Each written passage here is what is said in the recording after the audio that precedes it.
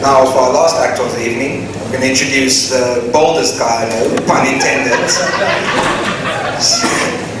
Give a big round of applause for Campbell Rae. Go ahead. Thank you, Master Philip. Those of you who are more observant, you'll notice I've cut my hair as well. Now, before I assault your ears for the next 10 minutes, just make a few constructive changes to circumvent clicking and all sorts of funny noises. I like microphone things. It's one of these things that I did for years, doing sound for different bands. There's a friend of mine whose PA this is, and I did sound for their band. It seems to be my curse in this life that I always end up doing sound for sucky bands. And so they always crack these really lame jokes like, "Hey Campbell, how many sound guys does it take to change a light bulb?" 1, 1, 2, 1, 2, 1, 2, 3, 1, 1, 2. Give me a minute.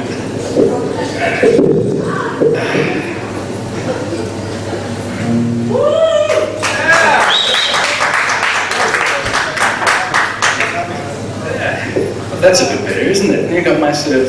I don't have a shiny car, so this is as close as I'm going to get to penis extension. Right. And this one actually, you know what the difference is between a Ferrari and a porcupine?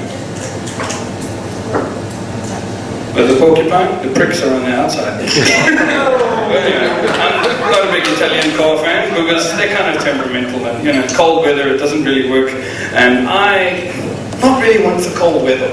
Last year in August I got diagnosed with diabetes, type 2, which has been really interesting, changing my lifestyle and having me deal with cold feet.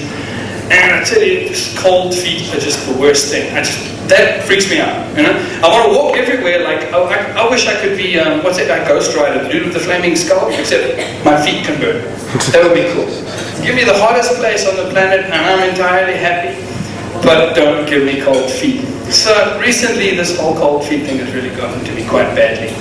And the place, the people that I rent from, they have a Great Dane, a huge big Great Dane with a sort of mottled texture that goes by the name of Bubbles.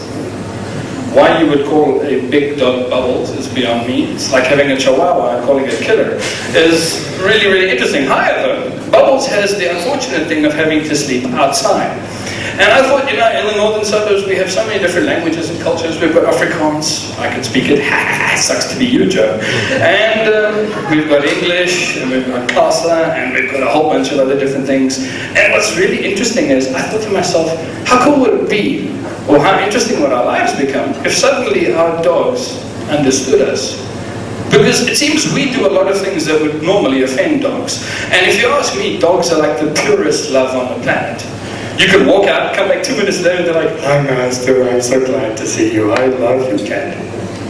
And they get distracted, so they're like worse than goldfish that way. But if they understood us, that would be like really, really bad. Because how many times have I been in some place and there's been a lady, an Afrikaans lady who's had her 4x4 valet. Now that's a bit of a sore point for me. Toyota Fortuners, big 4x4s, that kind of thing, I don't like them. They bully the rest of us normal people on the road, and I don't like that. So anyway, this lady had her 4x4 valet, and she was like, "Ach nee man, dan lyk sy ons se gat." What if the dog went, "What'd you say?" "Nothing wrong with my boat." That is just rude, and from now on you can bite your own bogies, okay? I mean, what if it was like a black dog, not even a mottled dog, and he understood you, and they were like all protesting? You can imagine Durban Road be full of, well, a lot of dog shit. And a whole bunch of dogs go, "Yeah, we are protesting because we are unhappy with the service delivery and these people are not treating us appropriately." I mean, you go to some guy's lawn, and there'll be nothing there, and you're like, "I think I'm going to break in there," and the dog will go, "Yeah, it's good, he's got asthma." That would be like really, really cool, you know? I could really get into that. In fact, I think dogs have it really, really good. I like dogs. Dogs have so much more personality. And why people call you a dog when I mean, women are famous for that. You go out with somebody for a while, and inevitably, if you're me, they use you, and then you get called a dog, which is really, really interesting. But I think it's really hurtful to dogs per se. And I think, you know, you get people that say, "Oh, I'm a dog person and I'm a cat person." I think generally guys are dog people and ladies are cat people, because cats are only interested in you if you have something that they want. Like a smelly fish. you know? So it's like, you want this, don't you? What can I need? And I have a really vivid imagination because I'm currently between jobs at the moment. I decided I was going to go into programming with a whole bunch of people half my age, and I got a boss who is the world's only living personality boss. And so that didn't really work for me, and so I decided to go back to trying other things. Now, you got to understand my background. I started this life as a cartoonist, you know? So you got to do something interesting. It's like, oh, is he done? Well, I think he's finished. And I have all these little cartoon quirks and cute, you know? And cartooning didn't really work for me because I get told I'm lazy.